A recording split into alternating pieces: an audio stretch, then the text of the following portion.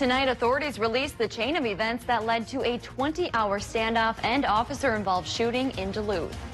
Plus, diversifying iron mining. That's the goal behind a new grant given to researchers at UMD.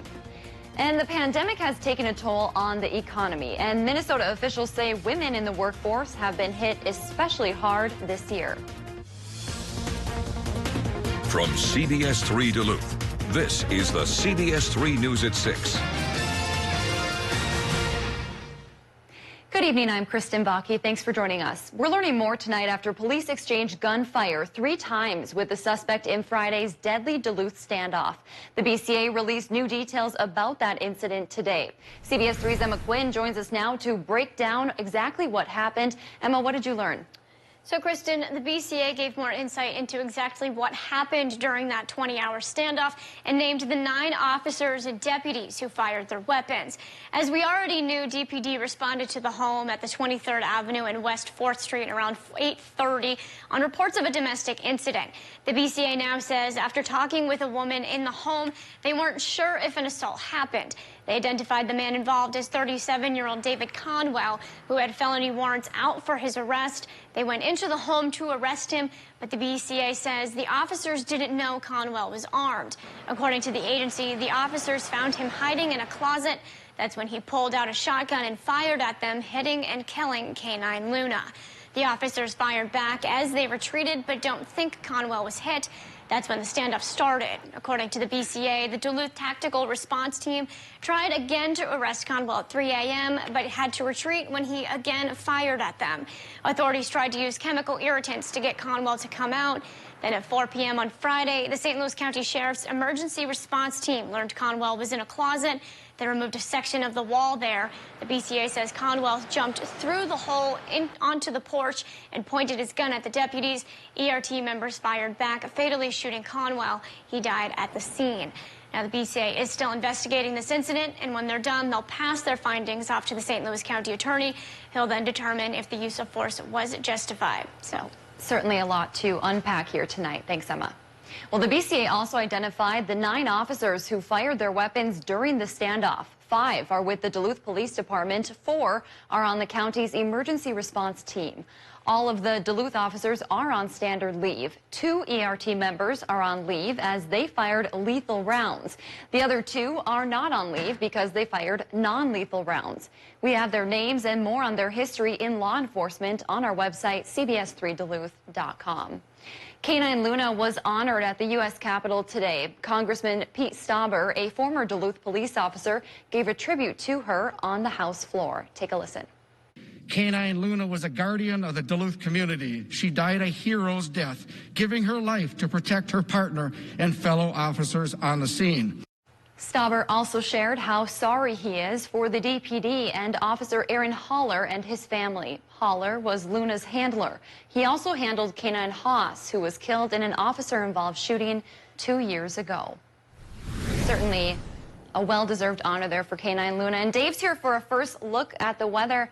Another nice one out there today. For most of us, yes. Yeah. That high-pressure system brought in sunshine, and its reverse flow brought temperatures into the 40s for a lot of the region. But now tonight there's a little rogue low running along the Canadian border that's weaseling its way in between a reinforcing shot of high pressure, and the result is clouds up north and a slight chance for a mix. 20% chance for some snow showers, roughly from International Falls to Grand Marais, then spilling across the border and may affect the Upper Peninsula. Probably won't add up to anything if it even pays off, but it could make roads just a little bit slippery. Taking a look up the North Shore, we see what's going on live-wise here in Two Harbors, and they're not hassling with any mix right now. Slight chance I could make it down that far south overnight, but otherwise the high is going to dominate our sky tonight with partly cloudy conditions. Then it becomes mostly sunny again Tuesday, and warmer than normal at 37. That's cooler than it was today, but still warmer than normal by 8 degrees. It'll stay warmer than normal all week, and we may have to wait until this time next week before we even have another rain chance. And we'll talk about why it's going to be rain coming up in a few more minutes. Thanks, Dave. A more than $2 million grant aims to change the future of mining on the Iron Range. UMD's Natural Resources Research Institute will use that money to research how mines can easily produce a material that's in very high demand right now. CBS 3's John Cardinelli spoke with those involved with the project to learn why. NRRI wants to find a way to efficiently produce something called direct reduce iron pellets, sometimes known as DRI. Those pellets are needed by the growing electric arc furnace steel industry, which makes up 70% of the steel markets. Since metallic iron products are 97% pure metal, NRRI wants to make a pellet that is more efficient during the refining process. To do this, they'll research ways to make up a new pellet compound without gangue, which is mostly alumina and silica. They expect this will save electric arc furnace operations more than 30% in energy use, making these pellets more desirable to buyers. Researchers hope this new pellet will serve many purposes, not only in the electric arc process, but the DRI process as well. We can participate not only in the integrated sector, which is about 30% of the market right now, but the whole electric arc furnace sector. As the scrap prices go up, they'll want this material. Don Fosnacht with NRRI says the grant is a big deal for Minnesota mines as it keeps them active and prepares them for the future by diversifying their product. Research will start once final contracts are submitted, and coming up tonight at 10, we'll hear from the president of the Iron Mining Association and her thoughts on this possible step forward for Minnesota mining. Thanks, John. Minnesota is expected to get its first shipment of the Johnson & Johnson vaccine soon. State health officials say more than 45,000 doses of the newly approved COVID-19 vaccine should arrive this week. They placed an order for the single-dose vaccine on Sunday night. Officials say it usually takes a couple of days for processing and shipping, and the health department called it a game changer. Yesterday, we reported Wisconsin will also receive 47,000 doses of the J&J vaccine next week. You can find more information on available appointments on our website. Well, Duluth hospital leaders are sounding the alarm about what they call a dangerous trend. The leaders of Essentia Health and St. Luke's held a virtual press conference today. They say since the start of the pandemic, people have been either skipping or delaying needed care, likely out of fear of catching the virus. Dr. John Pryor with Essentia called this trend a recipe for disaster. He says more people will die because preventative or curable conditions are not being caught as early. Please, please, please seek care if you need it so that your health doesn't deteriorate. Get the follow-up care you need for conditions like diabetes and hypertension.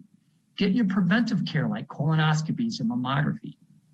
Pryor says the number of COVID patients in Duluth hospitals has dropped 95%, and virtually all healthcare providers are vaccinated. He says it's safe for people to get to their doctor and get the care they need.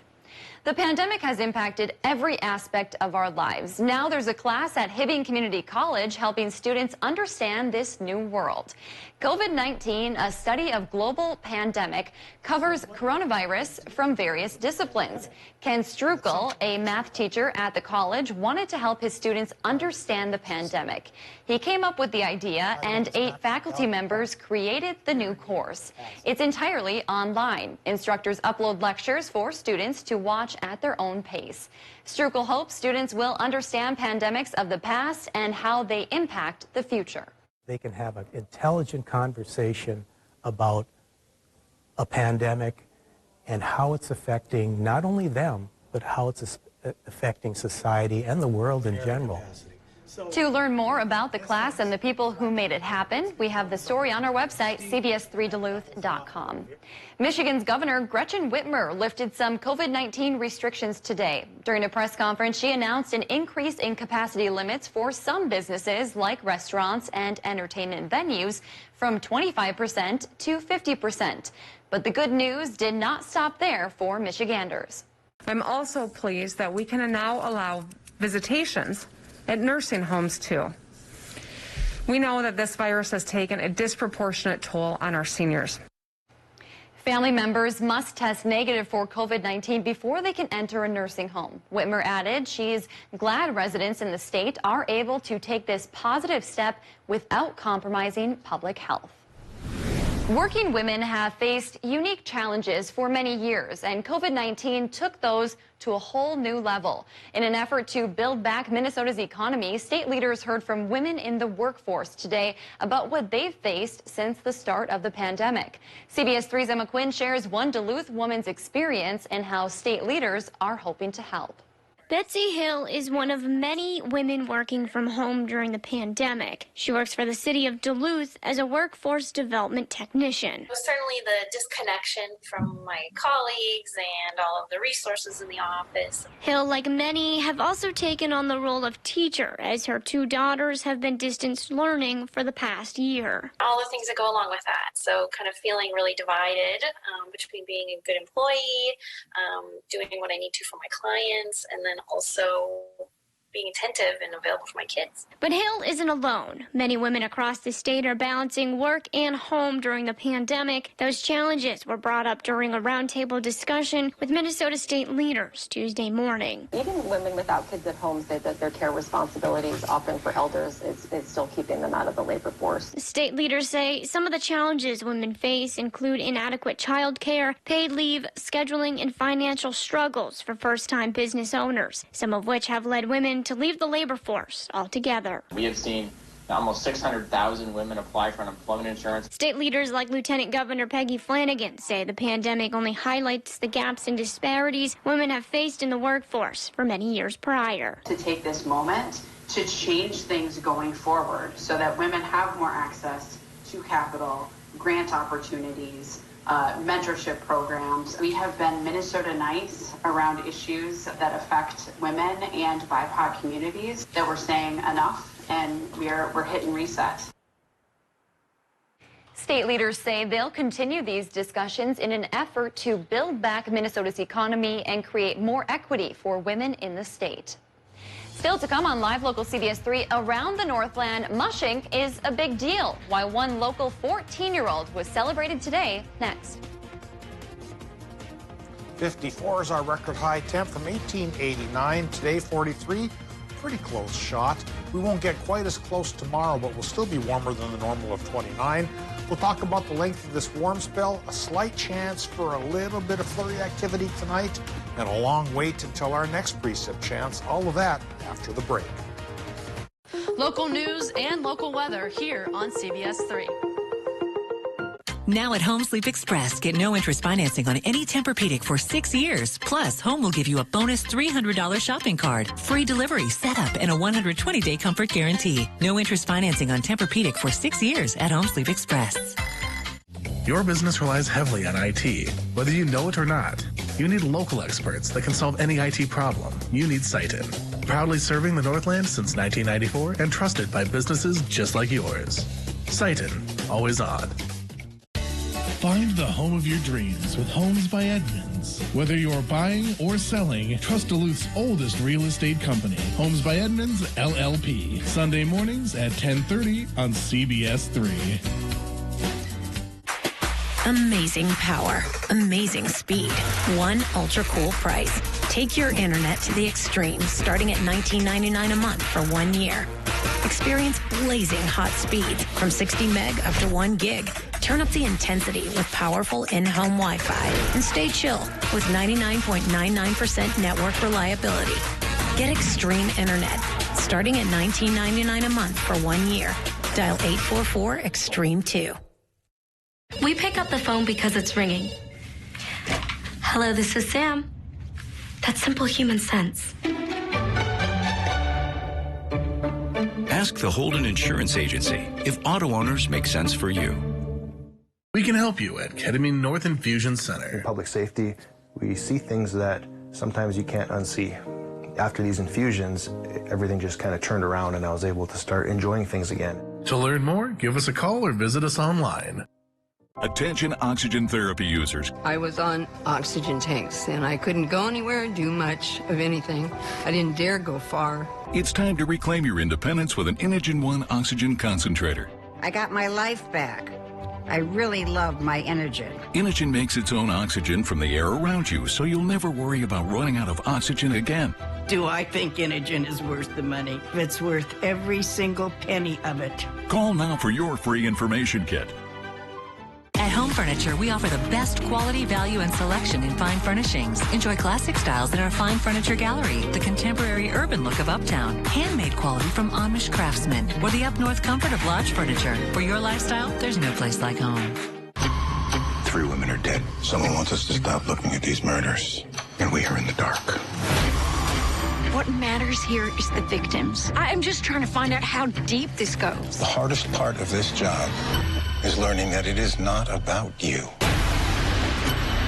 A team. Take care of your own. Sir, I'm after the truth. Let's bring these guys down together.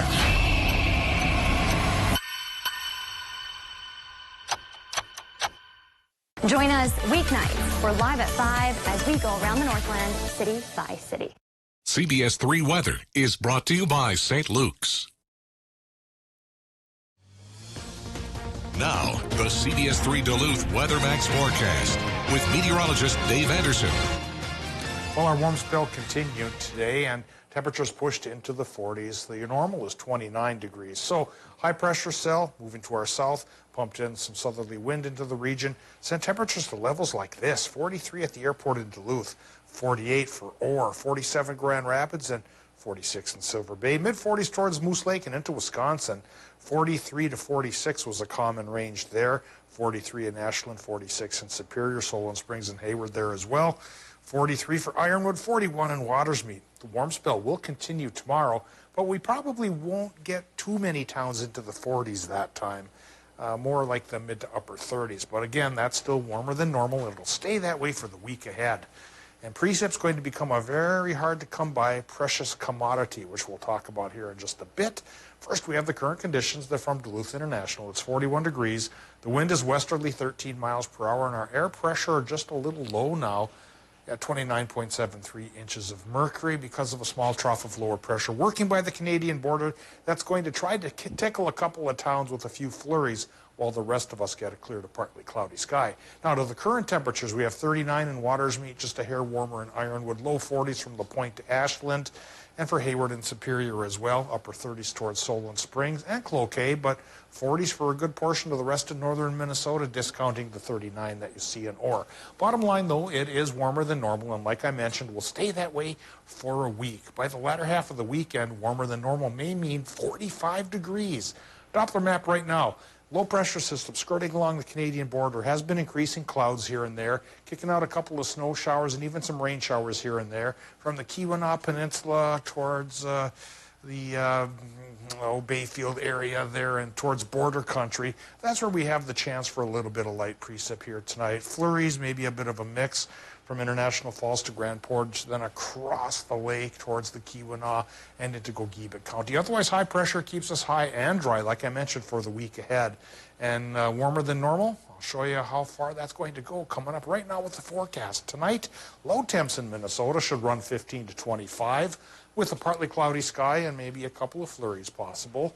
And working towards Wisconsin, Michigan, low temps there, 20 to 25. Partly cloudy for Wisconsin. Maybe those flurries spill into the UP. For tomorrow, though, the high takes back over. Mostly sunny sky. High temps warmer than normal from 33 to 40. Minnesota goes mostly sunny, and highs run from 30 by the lake to 40 down towards Moose Lake.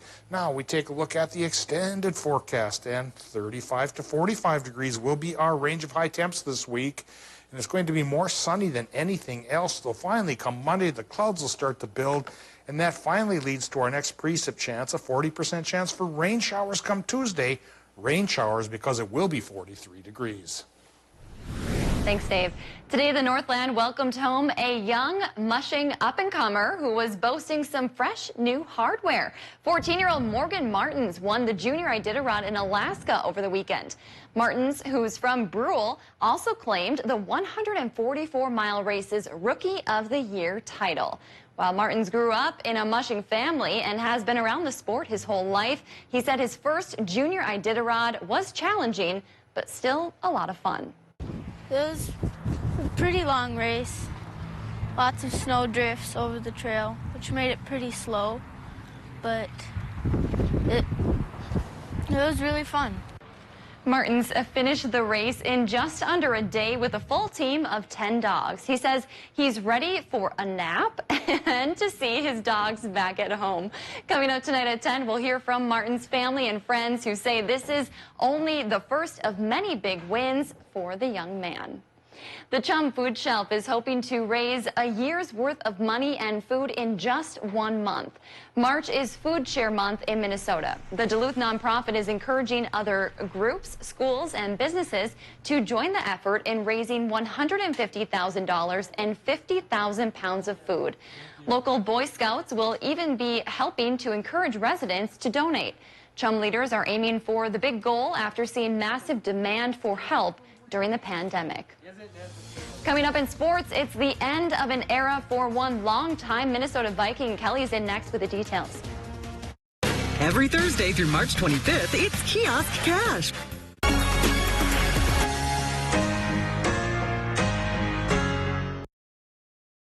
CBS3 live cams are brought to you by Kohler Chevrolet Buick GMC Cadillac. You're not just getting a car, you're getting Kohler.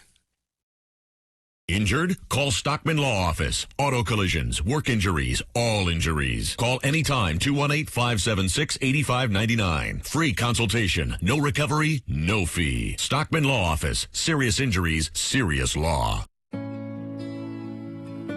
I'm Dr. Mariah Scooby, and I'm a general surgeon at St. Luke's. I grew up in a small town in northern Minnesota, and I also had the opportunity to travel internationally doing medical outreach. And what was really striking was the health disparities. I was driven to become a physician to address those disparities and to bring the very best of healthcare to every person, regardless of their circumstance, background, or location.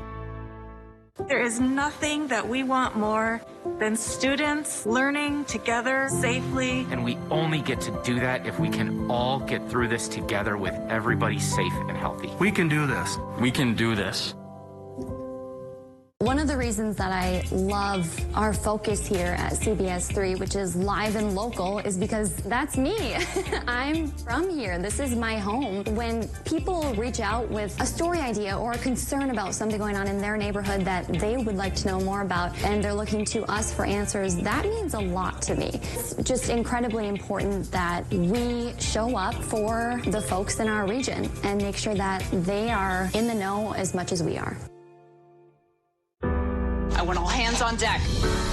What do you say? Challenge accepted? I can do this. Don't be afraid. 5-year-old is abducted from the cabin. The longer she's gone, worse her chances get. I